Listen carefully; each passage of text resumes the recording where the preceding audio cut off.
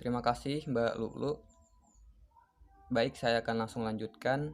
Selanjutnya ada proses manajemen dokumen terkait risiko, di mana terdapat 11 langkah yang akan saya jelaskan satu persatu. Yang pertama ada komunikasi dan konsultasi.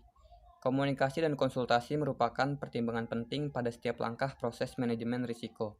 Sangat penting untuk mengembangkan suatu rencana komunikasi dengan stakeholder, baik internal maupun eksternal pada tahap-tahap awal proses. Rencana tersebut harus mengarah pada isu-isu yang menyangkut risiko itu sendiri maupun proses untuk mengelolanya. Komunikasi dan konsultasi meliputi dialog dua arah di antara para stakeholder. Komunikasi internal dan eksternal yang efektif sangat penting untuk meyakinkan bahwa penanggung jawab pengimplementasian manajemen risiko dan pihak-pihak lain yang berkepentingan memahami dasar pengambilan keputusan dan mengapa tindakan-tindakan tertentu diperlukan. Persepsi terhadap risiko dapat berbeda karena perbedaan asumsi dan konsep serta kebutuhan, isu, dan perhatian stakeholder sehubungan dengan risiko atau isu yang dilakukan. Persepsi dan alasan-alasan stakeholder dalam akseptabilitas suatu risiko yang memiliki dampak signifikan terhadap keputusan yang diambil, diidentifikasi dan didokumentasikan. Kemudian yang kedua ada menentukan konteks. Penetapan konteks dapat mengacu pada 1. Visi dan misi perusahaan, 2. RJP atau rencana jangka panjang, 3. RKAP atau rencana kerja anggaran perusahaan, 4. KPI atau Key Performance Indicator, direksi sampai dengan KPI departemen. Penetapan konteks memudahkan identifikasi dan proses-proses selanjutnya. Proses identifikasi dilakukan bersamaan dengan saat penyusunan RKAP tahun berjalan sehingga menunjukkan penerapan risk-based budgeting. Kemudian yang ketiga ada asesmen risiko.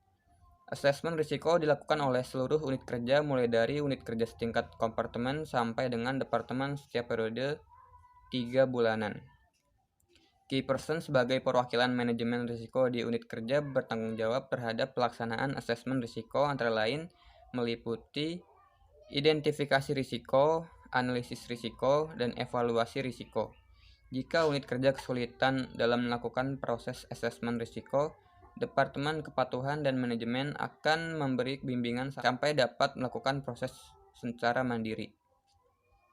Kemudian yang keempat ada identifikasi risiko. Identifikasi komprehensif dengan menggunakan proses sistematis yang terstruktur secara dalam, luas, dan harus mencakup semua risiko, baik risiko yang berada di dalam kendali maupun di luar kendali. Identifikasi dilakukan pada sumber risiko, area dampak risiko, penyebabnya, dan potensi akibatnya. Teknik identifikasi yang digunakan disesuaikan dengan kemampuan, sasaran, dan jenis risiko yang dihadapi.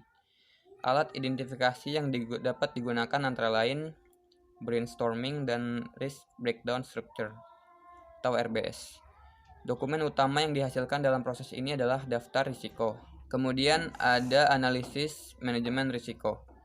Tujuan analisis risiko adalah melakukan analisis dampak dan kemungkinan semua risiko yang dapat menghambat tercapainya sasaran organisasi dan menyediakan data untuk membantu langkah evaluasi dan mitigasi risiko.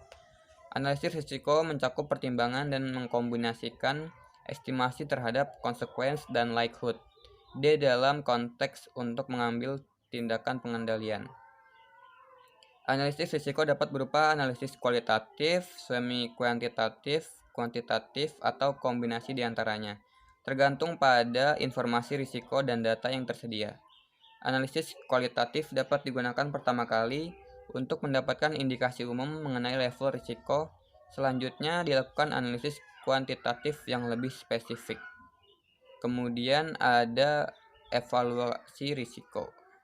Evaluasi risiko merupakan pembandingan antara level risiko yang ditemukan selama proses analisis dengan kriteria risiko yang ditetapkan sebelumnya. Risiko dikatakan memiliki tingkat yang dapat diterima bila level risiko rendah sehingga tidak perlu penanganan khusus, tidak tersedia penanganan untuk risiko, biaya penanganan termasuk biaya asuransi lebih tinggi dari manfaat yang diperoleh bila risiko tersebut diterima, peluang dari adanya risiko tersebut lebih besar dari ancamannya. Kemudian yang ketujuh ada mitigasi atau perlakuan risiko. Mitigasi risiko dibedakan menjadi dua jenis, yaitu pengendalian dan penanganan. Opsi perlakuan risiko secara umum meliputi 1. Menghindari risiko atau risk avoidance, berarti tidak melaksanakan atau meneruskan kegiatan yang menimbulkan risiko tersebut. 2. Mengurangi risiko atau risk reduction, yaitu perlakuan risiko untuk mengurangi kemungkinan terjadinya atau mengurangi paparan dampaknya atau mengurangi keduanya. 3. Transfer risiko atau risk sharing, yaitu suatu tindakan yang mengurangi kemungkinan timbulnya risiko melalui antara lain asuransi, outsourcing, subcontracting, tindak lindung, transaksi nilai mata uang asing, dan lain-lain. 4. Menerima risiko atau risk acceptance, yaitu tidak melakukan perlakuan apapun terhadap risiko tersebut. Dokumen utama yang dihasilkan dari tahapan identifikasi, analisis, evaluasi, dan mitigasi atau perlakuan risiko adalah berupa daftar risiko atau risk register. 8. Pemantauan dan pengkajian. Pemantauan terus-menerus sangat penting untuk meyakinkan bahwa rencana manajemen tetap relevan. Faktor-faktor yang dapat mempengaruhi likelihood dan consequence suatu outcome mungkin berubah, sama seperti faktor-faktor yang mempengaruhi kesesuaian dan biaya berbagai opsi perlakuan. Oleh karena itu, perlu secara reguler dilakukan pengulangan siklus proses manajemen risiko. Tingkat risiko dan efektivitas tindakan pengendalian dipantau secara triwulan atau per 3 bulan dan dilakukan bersama dengan proses asesmen risiko dan penyampaian profil manajemen risiko unit kerja. Yang ke-9, ada dokumentasi dan pelaporan manajemen risiko. Mekanisme dokumentasi dan pelaporan manajemen risiko unit kerja dibagi menjadi 2 bagian. 1. Departemen. Departemen disahkan oleh manajer dan dikirimkan kepada general manager untuk review. Kemudian kedua ada kompartemen. Kompartemen disahkan oleh general manager dan dikirimkan kepada direktur terkait untuk dikaji ulang. Kemudian yang ke-10 ada risk based audit. Hasil proses manajemen risiko unit kerja yang difokuskan pada penetapan risiko-risiko terpilih akan disampaikan kepada SPI atau internal audit untuk dijadikan dasar dalam penetapan PKPT atau program kerja pemeriksaan tahunan berikutnya. Kemudian yang terakhir ada penyiapan kompetensi instansi. Unit kerja harus membangun kompetensinya dalam manajemen risiko pada 3 elemen berikut.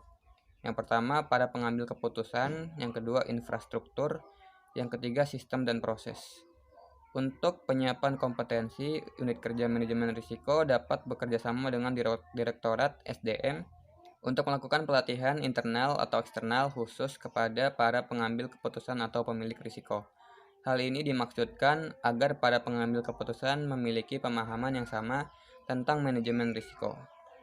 Sekian presentasi dari kelompok 6. Kurang lebihnya mohon maaf. Wassalamualaikum warahmatullahi wabarakatuh.